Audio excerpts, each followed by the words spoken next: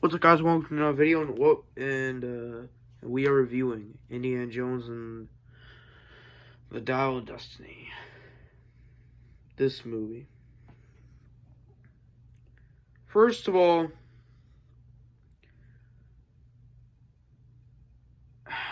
after the very disappointing fourth one, we got this one, Indiana Jones 5. And my positive is, one, I like Harrison Ford here. Right? Still the biggest standout of this movie. And let me get to the big problems.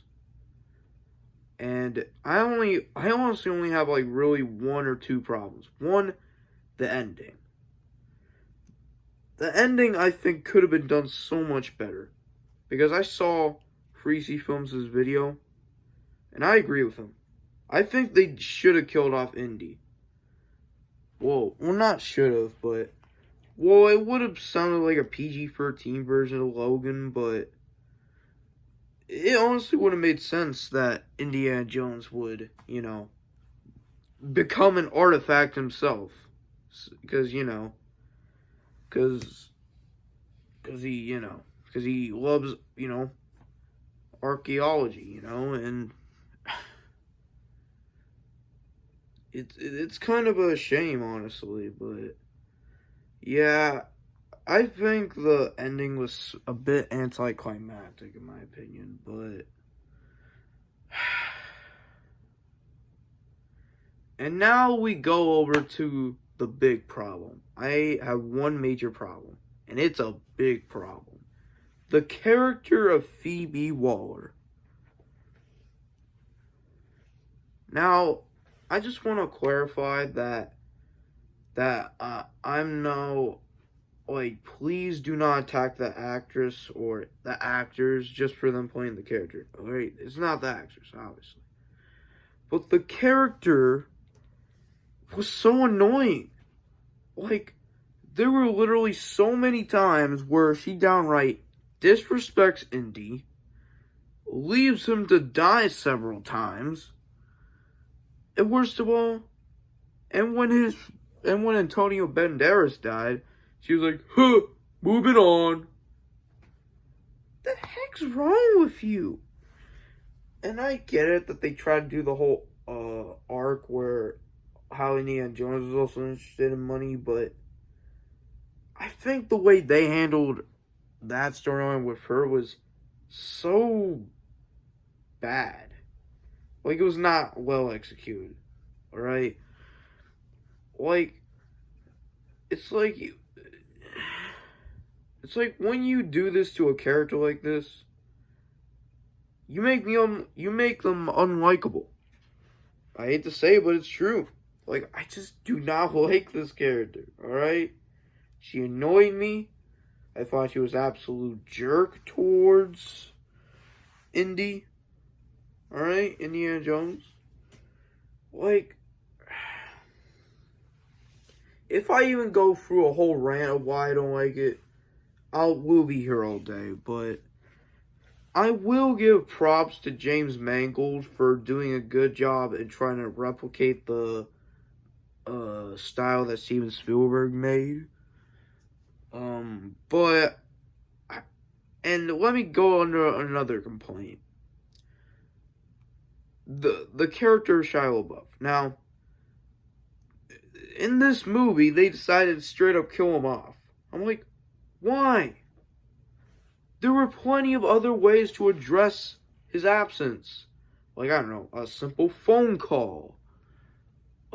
Him being with a family or something. Don't straight up kill him off. Really? And then you need to tell me that the ending for this whole franchise is a bit of a depressing ending, where we have Indiana Jones straight up living in a world where his son dies. That's a terrible way to end this franchise. No. As much as... Listen. As much as I know a lot of people don't like the Crystal Skull, all of us would agree that the ending for that movie was probably better. And overall, man, I don't think Indiana Jones 5 was a bit of a disappointment, honestly, a little bit. Like, I'm giving it like a 5, like a 5 or a 6 at best.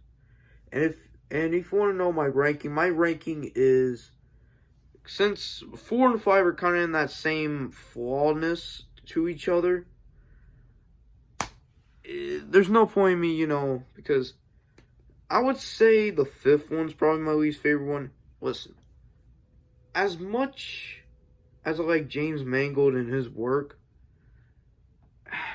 this was probably the weakest Indiana Jones movie. It's because of the character of Phoebe Waller, man. She really did push this movie down to last place for me. Because at least Shia LaBeouf was like fun bad. And yes, there's a scene in Crystal Skull where it had... Listen, I am actually one of the very few people that, that don't think it's an abomination. Like, 4th place, I would say, goes to Indiana Jones 4.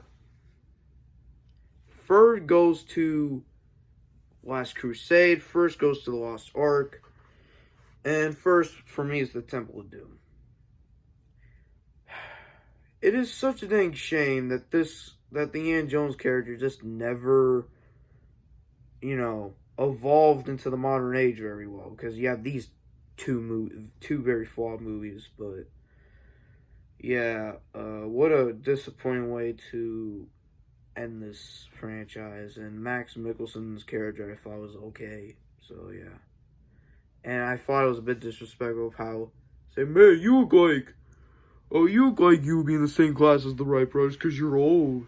Or at least the impression I'm getting from this kid. Like, they should have killed him off, because the life he was living in the present was, like, so sad and depressing, man. But yeah. Overall, I think Indiana Jones 5 isn't bad, but still just not good. And that's it. Indiana Jones Dial of Destiny came out in 2023. And currently, it's underperforming at the box office. And that's the end of the Indiana Jones series. It's been a great journey to end. It's been a great journey with, going through these films. So I want you guys to stay tuned for other movie reviews. I'll see you guys in the next one. Peace.